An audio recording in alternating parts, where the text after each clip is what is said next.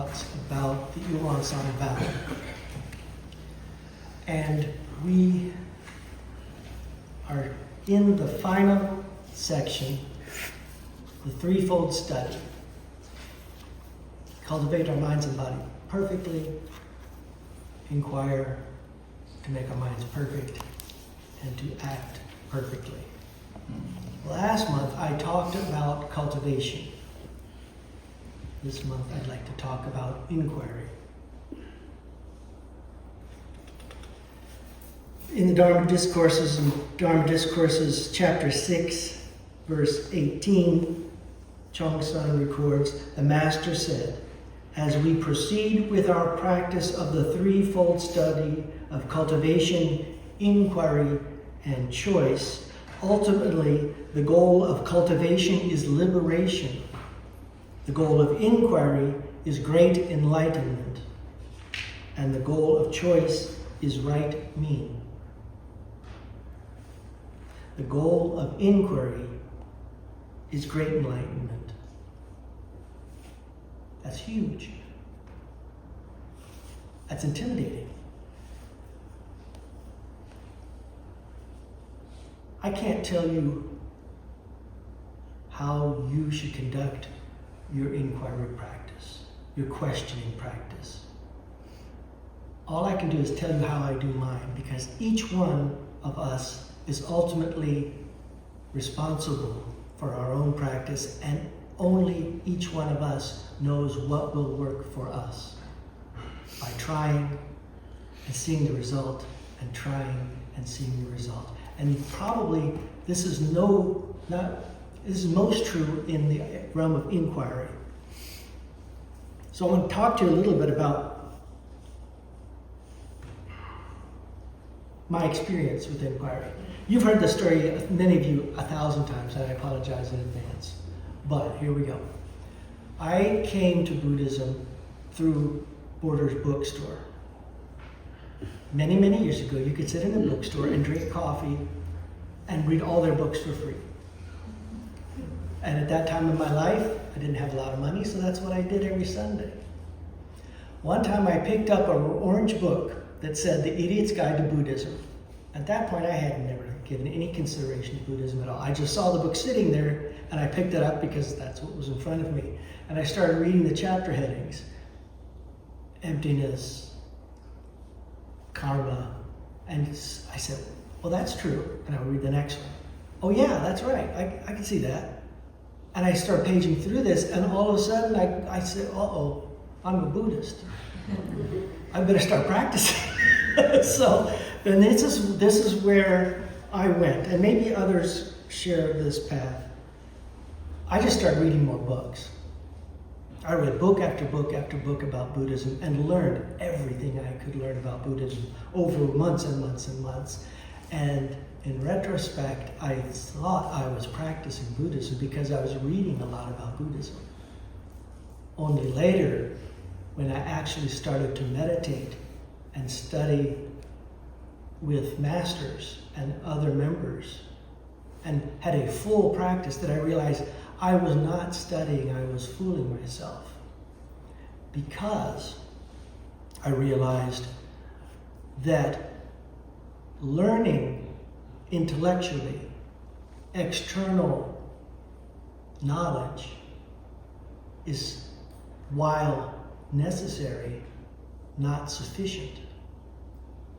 There's another realm of learning and inquiry that I was missing. So I would like to invite you to consider another way of learning. There's nothing wrong with book learning, learning from others, reading the sutras, listening to Dharma talks, but it limits you to an intellectual understanding. The problem with question-answer intellectual learning is it is situational, it is changeable. 5 plus 5 is 10, right? We know that. It's always 10. But if we had evolved with one hand with 5 fingers, 5 plus 5 would be 20. That's what intellectual knowledge is. It's conceptual. It's not rooted in ultimate truth. Wisdom is rooted in ultimate truth. The difference between learning and intellect and knowledge and wisdom is wisdom always changes you. I read something in a book, I'm not changed by it. I'm just collecting facts like a squirrel on the end of the trees collecting walnuts. But the smart squirrel goes to the root and waits for the walnuts to fall to him. That's wisdom. Going to the root. All things will come to you. What you learn at the root can always be applied. It's not situational. So how do we get wisdom? How do I get wisdom? I may say you, ignore it when I say you, it's a habit. I'm talking about myself. I'm not trying to tell you what you need to do. I can't do that.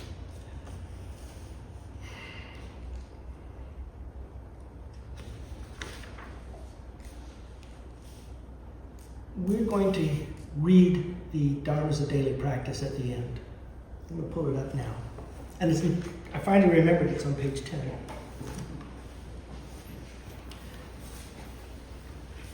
Number 2 is the mind ground is originally free from delusion, but delusions arise in response to sensory conditions. Let us restore the wisdom of our true nature by letting go of those delusions.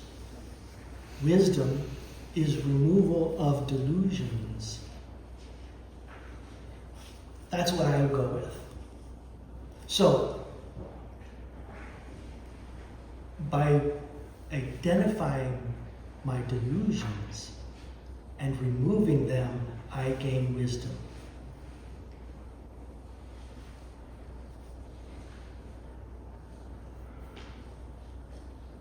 So how do I do that? There's a different way of learning things that I've discovered through my practice of meditation. There's something closely related to meditation, and it bridges the gap between meditation and learning. I call it contemplation. There's thinking, which is the intellectual dualistic way, question, answer, let me figure out, and contemplation. Thinking is analysis. It is dissecting things, pulling things apart, finding the pieces, parts. How does this work? What are these parts? I think contemplation is the opposite. If I am quiet in my mind and I'm not trying to pull things apart, if I remain still in my mind for a moment, I find that I make connections between two things that have no obvious relationship. But at some moment, for some reason, things come together and I go, A, B, oh. And I'm sorry, that's the best explanation I can give you. The result of my contemplation is, or inspiration. That changes me. That, I think, brings wisdom.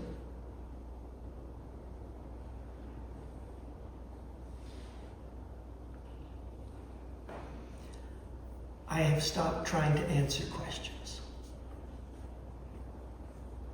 What I have found is it's more productive for me to recognize what a question comes from. I used to write the Won Song Bao every night. We just chanted. And at the end of that third section, after doing it for months and months, and I did it for years, I would get to that point from harm from grace, grace from harm and harm from grace. And I automatically, for some reason, would pause. And there was a moment of stillness. And many, many nights I would have one of those moments.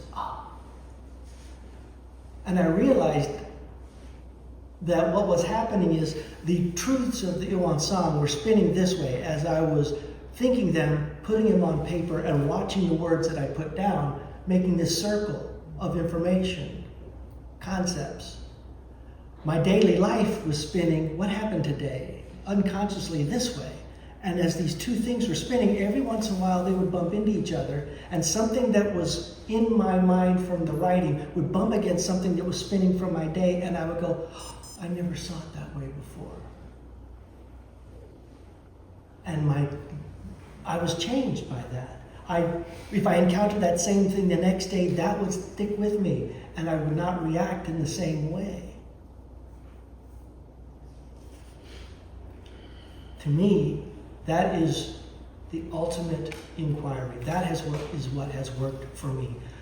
Introspection, looking inward all the time. So when a question arises, I go, oh, my mind, thinking mind, which is dualistic, is coming across two things that don't make sense to me. In a koan, that's something set up to make your mind hit something like that. What's the sound of one hand clapping? What was my face before my grandparents were born? The one I've held on to for a long time and still come back to is, if there is no self, what does the karma stick to? I love that one. It worked for me, and I said, there is something in there that my mind is sticking on, creating a question. How can that be? It makes me uncomfortable. So I dug in and said, what am I holding on to that's creating this question? And eventually I hit on it. And the question just dissolved. I can't tell you what that was, but there was something in my mind that I was holding on to that I can't identify, but I felt it release. Now I say that, and I'm aware of the way I used to feel, but that question has disappeared. So for me, I am trying not to answer my questions because they're temporary answers. They don't always apply. I'm trying to see what is the root of the question. What is the attachment, the discrimination, the anger, the clutching, the fear that's causing that feeling? And when I bring it to light, it lessens. It may not go away immediately every time, but over time, that question dissolves and it doesn't arise anymore. And that feeling of discomfort goes away. And I think I'm changed, and I think I'm changed for the better as a result of that. When I do evening chanting, if something is bothering me tremendously during the day, I will think of this thing and I will have that reaction, fear, anger, whatever it is. I realized as I was chanting, if that thought came up while I was chanting, somehow the chanting was giving me a little bit of distance. So I felt different about that thing I thought about. I might still have a little bit of that anger or fear or whatever, but it was lessened. So I experienced that, but I was a little distanced from it. And I found out if I had that same thought the next morning, I was distanced again, even though I wasn't chanting. So that clear mind in chanting woke me up to the fact that I don't have to feel the same intensity every time I feel that thing. And if I feel it over and over again with that distance, that feeling goes away. So all of a sudden, that thing that had been bothering me all those weeks or months or years lost its power over me. So in that way, the cultivation of chanting liberated me from that feeling. And the inquiry of looking inside and going, what's going on? They combined. There's inquiry and cultivation are intermixed so tightly. You can't find wisdom if your mind is a wave, a crashing wave. Wisdom arises when your mind is settled. So you can't have one without the other. That's what I was doing wrong early on. I was inquiring without cultivating. When I started doing both together, they both work much better.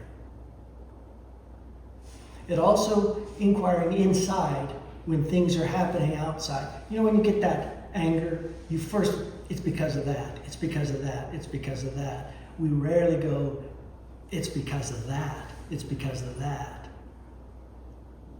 Inquiry inward, contemplating inward, removing those seeds that cause those feelings, that cause those actions that we might regret, that we might not be proud of. when I was selling my house this past spring, I was sitting down with the real estate agent. We were doing the last little things before the house was going to open up, and that was going to happen.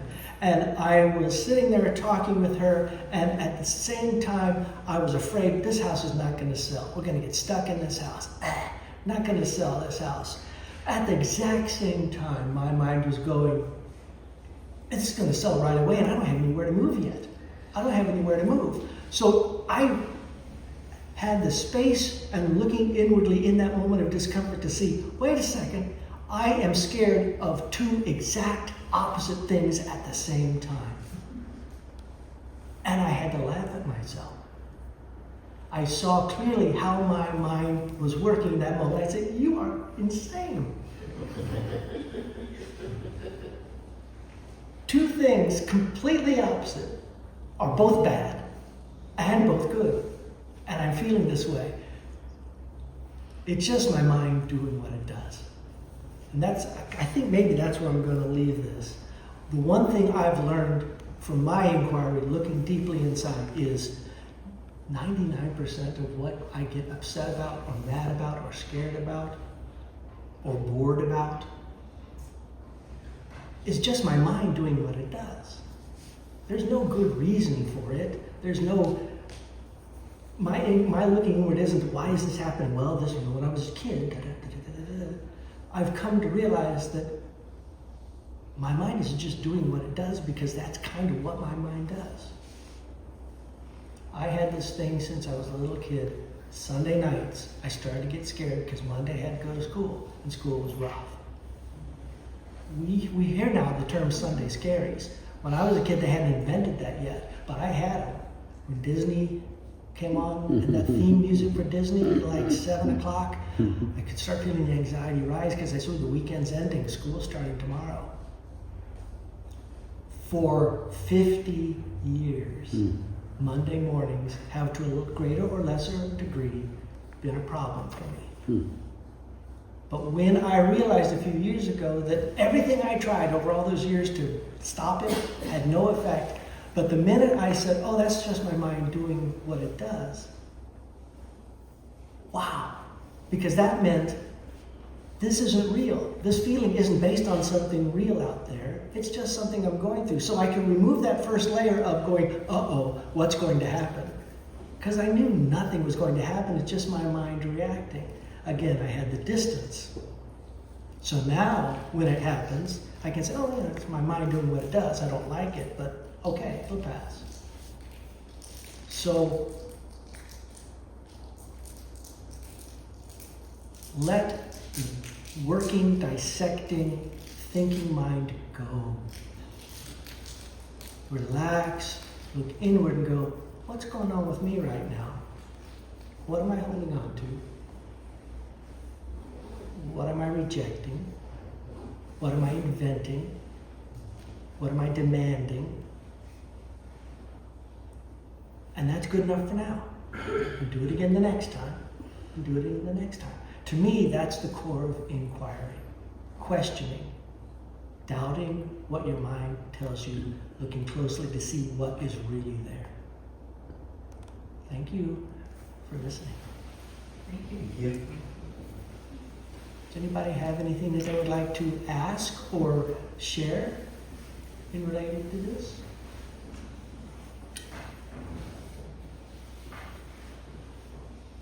Outstanding. Desi? One question I almost always have is, how did you get the trust to even get started and to even continue? That sounds very daunting, like you said at the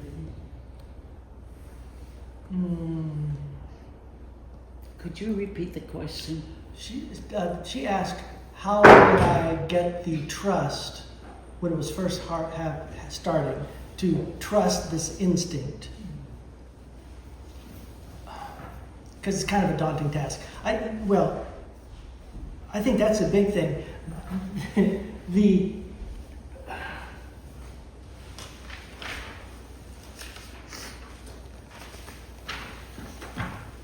The goal of inquiry is great enlightenment. God love the founding master, but that's intimidating. That's the first step for me, was it's not a big deal. The founding master's teaching, the Buddha's teaching, is always about what's happening right here, right now, right now. What's going on? What are you experiencing? And just focusing on that. Don't worry about the big picture of, oh, am I becoming enlightened? Am I waking up? Just take what's in front of you now and do your best with what it is. And then don't judge. This is what my thing was right now. And you will have, I have had, you probably have had, maybe you don't recognize it, you have those moments of waking up with, and you're just passing by. You disregard them. Every moment that something like this happens to you, where you feel fear or you feel anger and you have an impulse to do something or make a judgment and you don't, that's an awakening. So hold on to those. First of all, recognize them and give yourself a cookie every time it happens. It's too easy to focus on when it goes wrong. And not recognize when something has happened. And go, yeah, I'll try it again. I think that's it.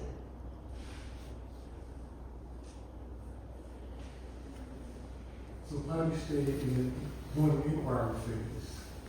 Because when you inquire, right, you're looking at something from the past or the future. So how do you take that in that moment? How do you stay in the present?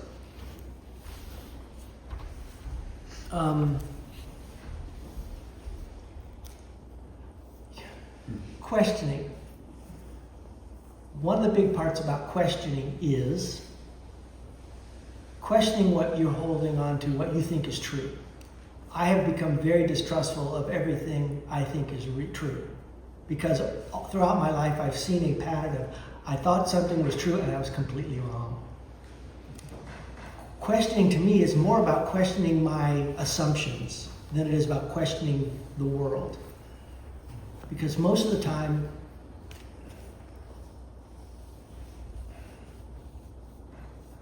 we only see 0.003% of the available spectrum of light as a human being. That's like seeing 1 mile out of a distance between San Diego and New York City. So we can't see much. So I remember my view is limited. Life is this diamond with infinite facets. Truth is a diamond with infinite facets.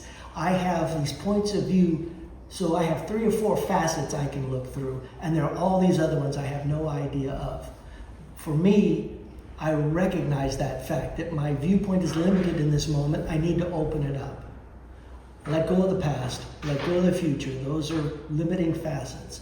If I can see all the facets, that is awakening.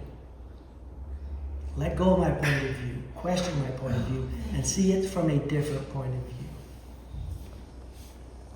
And that can only be done right here, right now.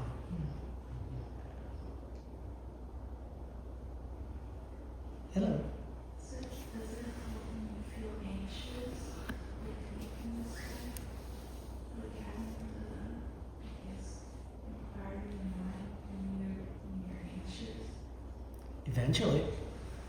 It doesn't help 100% immediately, but in a moment where I feel real anxiety about something, real fear about something, I look closely and I say, what am I afraid of? What's going on? What am I holding on to as something I don't want? Generally fears about I don't want something to happen that I think is bad. So I'm saying, well, how am I defining bad? What do I think bad is? And when I look at that closely, I realize it's just some judgment I've made. It doesn't have any basis in reality. I use this analogy a lot. Some people love broccoli, some people hate broccoli. If you serve dinner and you're given a plate of broccoli and you love it, it's great. It's not the broccoli. It's my idea about the broccoli. It's my preference. I hate broccoli, I don't want broccoli. I'm afraid they're gonna bring me broccoli. I'm mad that they brought me broccoli. If I can, in the moment I'm afraid, step back from that feeling, give myself a little equanimity, a little distance, a little calmness, at least I have a moment where I have the possibility of seeing clearly what's going on. Even if I don't see it clearly that time, the distance helps. The distance breaks that pattern of reacting immediately to that thing that gets me, that thing I'm afraid of. And guess what? I often find that my fear is about something completely different. But this is the thing in front of me right now that I can attach it to. That makes me comfortable. I often displace my fear and my anger that comes from something I can't control to something I think I can control. My mind does all kinds of things that enslave me if I don't learn to control my mind. So every little bit will help.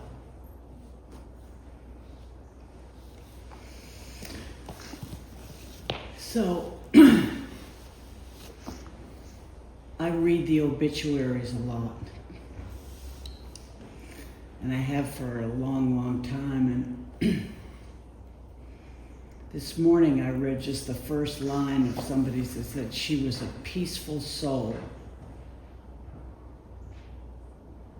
And I went back to sleep and I thought, ooh, that's what I want to be, as a peaceful soul. And then I started to write about it this morning, and it's like, well, what does that mean?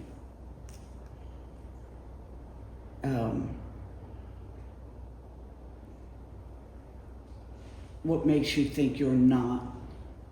Or what is wrong with you that you aren't? And what is that interpretation, and where is all that coming from? And it's really been nice.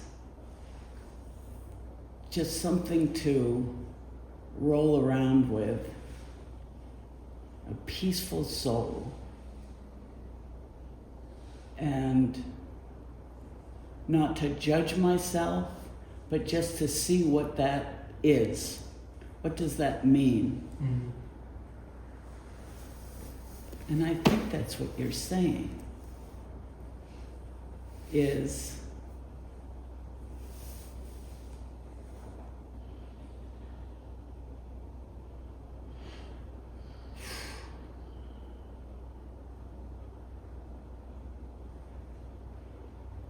I'm stuck. Perfect. Just keep doing it. I'm Just stuck. keep doing it. You got this. That's exactly. There's no answer. It's a process. The process is the answer. That's one of the things that's also different. With contemplation, you are immersing yourself in the flow of life. That's the only way to understand how a process works, is to flow with it and experience it. Intellectual learning is the opposite. You're dissecting a frog to figure out how it jumps. You can't pull a frog apart and find out how it jumps. You have to watch a frog jumping. Same thing with your life. You can't stop your life and pull it apart to understand it. You have to flow with your life and be conscious of what's going on in your life in order to understand it and gain some kind of new relationship with it. That's really what inquiry is trying to do. It's cultivation and inquiry are the two legs of trying to change your relationship with your mind and therefore your life. You're simply trying to stop being the servant of your mind's whims and become the master of your mind.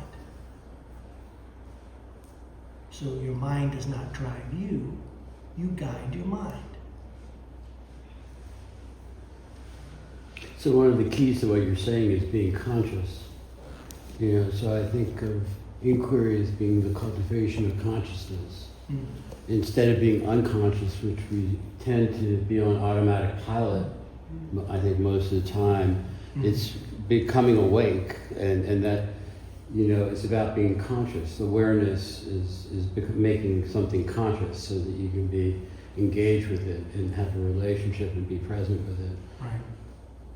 Yeah, that's exactly right. And I'll close out by saying this.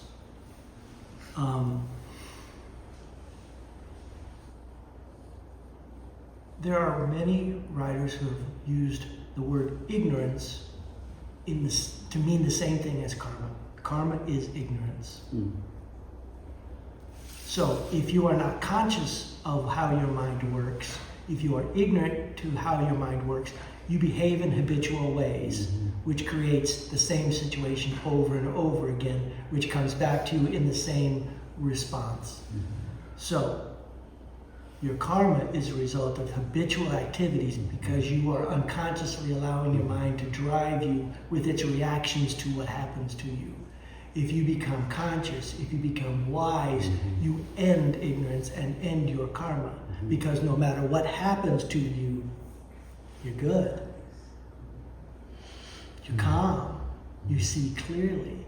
You do not react habitually. You make a reasoned choice of what to do or what not to do, or nothing needs to be done. Which is an option we don't take as often as maybe we should because of our habitual mind. So, meditate to develop your equanimity. Contemplate in order to develop your wisdom and disperse your delusion. That will bring you to the last leg of the threefold study for next month, conscious choice in karmic action.